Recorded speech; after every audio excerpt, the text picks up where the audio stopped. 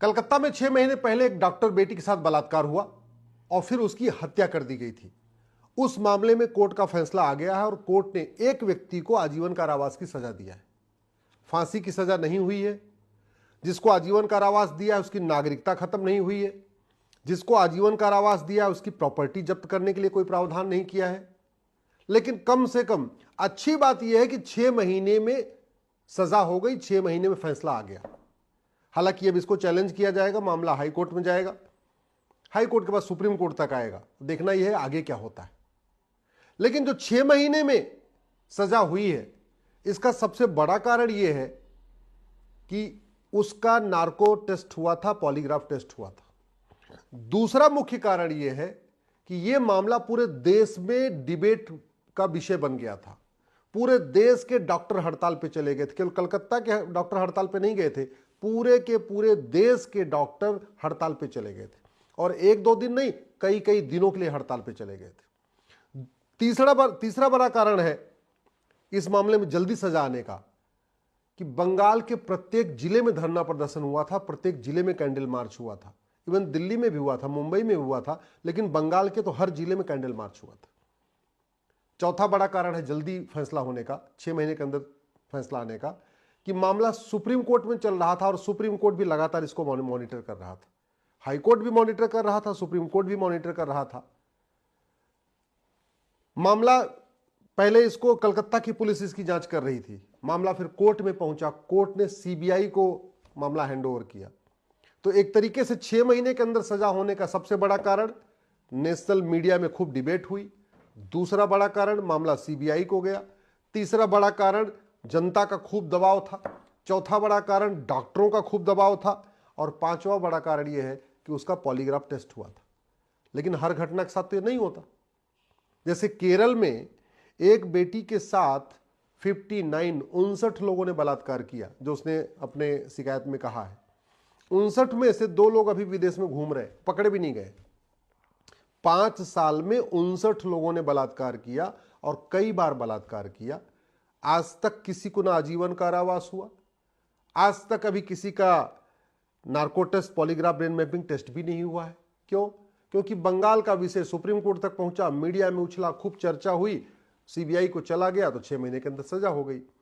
कलकत्ता में एक बेटी के साथ 59 लोगों ने, केरल में एक बेटी के साथ 59 लोगों ने बलात्कार किया। इसके बावजूद न उसमें टीवी पे डिबेट हुई, न पूरे देश में धरना प्रदर्शन हुआ, न पूरे देश में कैंडल मार्च हुआ, न मामला सीबीआई को गया, न उस पर सुप्रीम कोर्ट ने कोई मॉनिटरिंग किया। तो मामला वैसे ठंडा पड़ा हुआ है। इसलिए मैं कहता हूं इस देश में जब तक कानून नहीं बदलेंगे तब तक सबको न्याय नहीं मिलेगा। और ऐसे अनेक घटनाएं हैं, ऐसे एक दो नहीं लाखों घटनाएं हैं जहां जो मामला मीडिया में हाईलाइट हो जाता है। निर्भया वाला कांड हाईलाइट हो गया, चलो जी फांसी भी हो गई। कलकत्ता वाला कांड हो गया, आजीवन कारावास हो गया 6 महीने में। लेकिन बाकियों का क्या? बाकी माता पिता तो परेशान है, गरीब तो परेशान है। इसलिए अपराध इसलिए कम नहीं हो रहा है क्योंकि यहां पे कानून का राज नहीं है, कानून सबके लिए एक समान नहीं है, सबके मुकदमों की फास्ट ट्रैकिंग नहीं हो रही है, सबके मुकदमों का फैसला 6-6 महीने में नहीं आ रहा है। इसलिए अपराध कम नहीं हो रहा है, कानून का खौफ पैदा नहीं हो रहा है। इसलिए कानून का खौफ पैदा करना है तो जैसे भारतीय न्याय संहिता बनी है वैसे ही ये जो पुलिस एक्ट 1861 वाला, इसको बदल देना चाहिए। जब तक पूरे देश की पुलिस एक तरीके से बिहेवियर नहीं करेगी, पूरे देश की पुलिस सत्ता की गुलामी से बाहर नहीं आएगी, पूरे देश की पुलिस स्वतंत्र और निष्पक्ष नहीं होगी, तब तक लोगों को न्याय नहीं मिलेगा। और वो पूरे देश की पुलिस स्वतंत्र और निष्पक्ष तब तक नहीं होगी जब तक ये 1861 का पुलिस एक्ट नहीं बदला जाएगा। एक यूनिफॉर्म पुलिस कोड की जरूरत है। दूसरा, narco polygraph brain mapping mandatory करने की जरूरत है। कलकत्ता में हुआ है नार्को जो पॉलीग्राफ टेस्ट हुआ, लेकिन वो कोर्ट के कहने पे हुआ है। सीबीआई ने कहा और कोर्ट ने अलाउ कर दिया, इसलिए हो गया। अगर कोर्ट अलाउ नहीं करती या जो पॉलीग्राफ टेस्ट करने वाला तैयार नहीं होता तो शायद नहीं होता तो जल्दी फैसला नहीं आता। कानून की जरूरत है तत्काल, ना झूठ पकड़ने के लिए नार्को पॉलीग्राफ ब्रेन मैपिंग कानून की जरूरत है। झूठ को गंभीर अपराध घोषित करने की जरूरत है। ये मामला इतना हाईलाइट हो गया था कलकत्ता वाला कि ये जो राय पकड़ा गया सुजय राय, जिसको आज आजीवन कारावास हुआ, इसके पक्ष में ज्यादा लोग गवाही देने आए नहीं।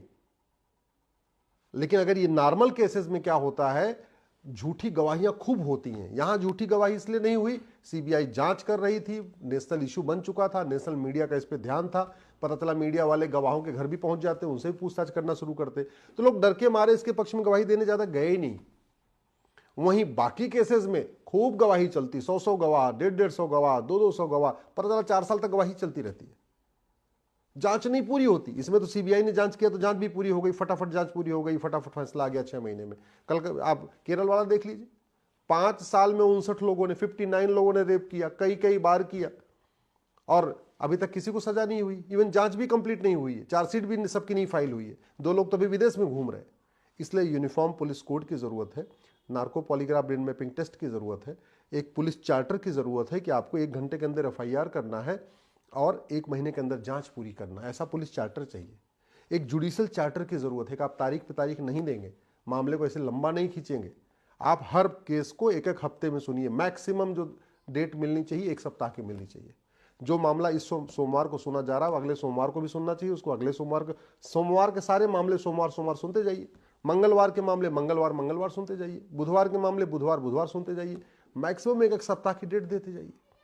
लेकिन ये जो जज के लिए वो तभी संभव होगा जब झूठे मामले बंद हो, जज के लिए तभी संभव होगा जब झूठी एफआईआर बंद हो, जज के लिए ये कर पाना तभी संभव होगा, हर हफ्ते तभी सुनवाई कर पाएंगे जब केस कम हो, और केस तब कम होगा जब झूठी शिकायत गंभीर अपराध होगी, झूठी जांच गंभीर अपराध होगी, झूठा एफिडेविट गंभीर अपराध होगा, झूठी गवाही गंभीर अपराध होगा।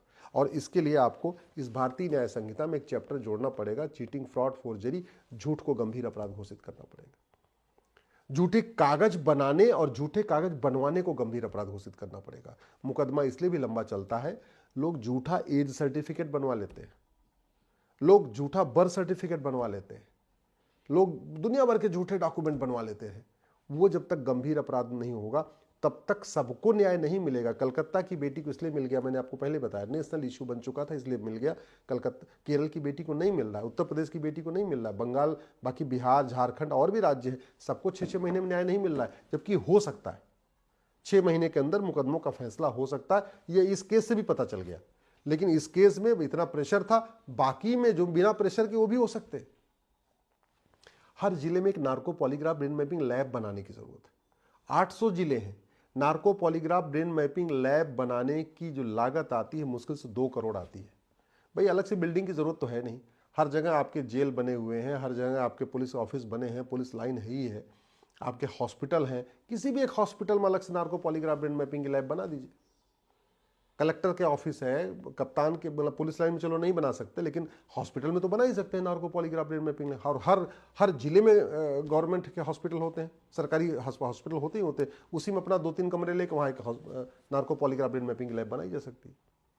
Narco polygraph brain mapping lab बन जाए, यूनिफॉर्म पुलिस कोड लागू हो जाए, यूनिफॉर्म पिनल कोड लागू हो जाए, यूनिफॉर्म जुडिशियल कोड लागू हो जाए, यूनिफॉर्म एडमिनिस्ट्रेटिव कोड लागू हो जाए, और यूनिफॉर्म सिटीजन कोड लागू हो जाए। यूनिफॉर्म सिटीजन कोड का मतलब, अगर कोई व्यक्ति झूठी गवाही दिया तो उसकी सिटीजनशिप खत्म होगी, कोई व्यक्ति झूठे डॉक्यूमेंट पेश किया उसकी सिटीजनशिप खत्म होगी, किसी ने झूठी जांच किया उस पुलिस वाले की सिटीजनशिप खत्म होगी, किसी ने झूठी गवाही दिया उसकी भी सिटीजनशिप खत्म होगी, किसी ने झूठा एफआईआर करवाया किसी के कहने पे उसकी भी सिटीजनशिप खत्म होगी। तो जो वास्तव में पीड़ित हैं उनको भी न्याय मिलेगा, और जो पीड़ित नहीं है जबरदस्ती उनको पीड़ा दी जा रही है। कि कितने लोग सुसाइड कर लेते हैं झूठे केस के चक्कर में। अतुल सुभाष ने कर लिया, दिल्ली के खुराना ने कर लिया, उन्होंने झूठी शिकायत में कहता। मैं ऐसा नहीं कह रहा हूं कि जितने रेप के केस हैं सारे सही होते हैं, झूठे केस भी लिखे जाते हैं, लेकिन जब आपका यूनिफॉर्म पुलिस कोड होगा, यूनिफॉर्म पिनल कोड होगा, यूनिफॉर्म जुडिशियल कोड होगा, यूनिफॉर्म सिटीजनशिप कोड होगा, यूनिफॉर्म आपका नार्को पॉलीग्राफ ब्रेन मैपिंग कानून होगा, आपके हर झूठ पकड़ने के लिए हर जिले में एक लैब होगी, और झूठ गंभीर अपराध होगा, झूठी जांच गंभीर अपराध होगा, झूठी गवाही गंभीर अपराध होगी, तो सबको न्याय मिलेगा। जो वास्तव में पीड़ित हैं उनको भी जल्दी न्याय मिलेगा, और जो निर्दोष हैं उनको भी जल्दी न्याय मिलेगा, और फिर क्या होगा, धीरे धीरे अपराध खत्म हो जाएगा। इसलिए इसका जो परमानेंट सोल्यूशन है वो सीबीआई जांच और ये नहीं है, परमानेंट सोल्यूशन है इस भारतीय न्याय संहिता को बदल के एक 1 नेशन 1 पिनल कोड बनाया जाए। इस भारतीय साक्ष्य संहिता में नार्को पॉलीग्राफ ब्रेन मैपिंग के लिए अलग से इसका प्रावधान किया जाए। ये जो भारतीय नागरिक सुरक्षा संहिता है इसमें यह प्रावधान किया जाए कि कोई भी जज साहब 1 महीने से लंबी जांच नहीं करेंगे, एक हफ्ते से ज़्यादा लंबी तारीख नहीं देंगे, और पुलिस के लिए मैंडेटरी हो कि 1 घंटे में FIR करना है और एक महीने के अंदर जांच पूरी करना है। ये कर दिया जाए, सबको न्याय मिलना शुरू हो जाएगा, सबको न्याय मिलना शुरू हो जाएगा, तो भारत में अपराध कम हो जाएगा।